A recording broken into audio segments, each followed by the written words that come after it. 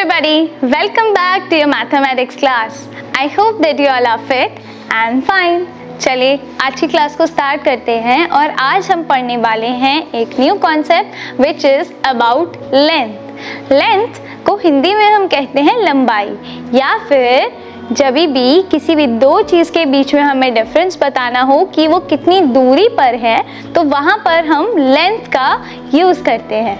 चलिए देखते हैं कि लेंथ क्या होती है और उसे किस तरीके से हम मेजर करते हैं। तो देखिए, सबसे पहले अब बताइए ये क्या है, ये किस चीज़ की पिक्चर है। This is a picture of a bed, और अगर मुझे ये नापना है, ये बताना है कि ये बेड कितना लंबा है, तो हम क्या करेंगे, यहाँ से इस बेड के एक एंड से और इस बेड के दूसरे एंड तक इसको मेजर करेंगे, यानी ये देखेंगे कि ये कितना लंबा है, राइट। तो जब भी मुझे ये देखना है कि ये कितना लंबा है तो दैट मीन्स हम ये बताएंगे कि उसकी लेंथ कितनी है। और जब हमें बेड को नापना होता है तो हम एक यूनिट का यूज़ करते हैं which is called as metre.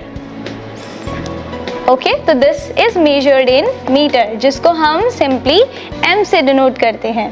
Fine, okay, अब आगे बढ़ते हैं और देखते हैं कि नेक्स्ट जो चीज़ है, अब हमारे पास क्या है। यू कैन सी हियर दो चीज़ें हमने रखी है। दिस इज़ अ पेंसिल और दिस इज़ अ बुक। तो अगर हमें इन्हें नापना है कि ये कितने लंबे होंगे तो तब भी क्या हम मीटर का यूज़ करेंगे? नो, जनरली हम एक रूलर या फिर एक स्केल की हेल्प से इनकी लंबाई यानी इनकी लेंथ को नाप सकते हैं।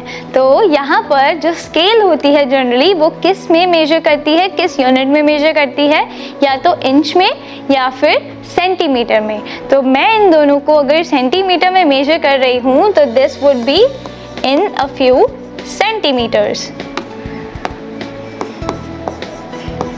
तो एक पेंसिल जैसी छोटी ऑब्जेक्ट को हम सेंटीमीटर में मेजर करते हैं, ऐसे ही एक बुक को भी हम सेंटीमीटर्स में मेजर कर सकते हैं, जिसको हम शॉर्ट में क्या कहते हैं, cm, और ये भी cm। फाइन, और आपने देखा होगा कि जनरली जो हम छोटी स्केल्स यूज़ करते हैं वो कितने सेंटीमीटर्स मेजर करती है, वो करती है 15 सेंटीमीटर को मेजर।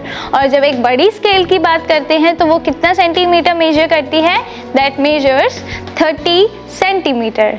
ओके, और सेंटीमीटर जो होती है वो एक बहुत ही छोटी यूनिट होती है। फाइन, अब देखिए ये क्या है, इनको हम बोलते हैं माइलस्टोन्स। और आपने देखा होगा कि जब हम रोड से ट्रैवल करते हैं तो ऐसे माइलस्टोन हमें रोड पर ज़रूर दिखते हैं, या फिर बड़े बड़े बोर्ड्स लगे होते हैं कि ये शहर इतना दूर है, ये शहर इतना दूर है, राइट। तो वहाँ पर एक यूनिट का यूज़ किया जाता है जो कि है ये।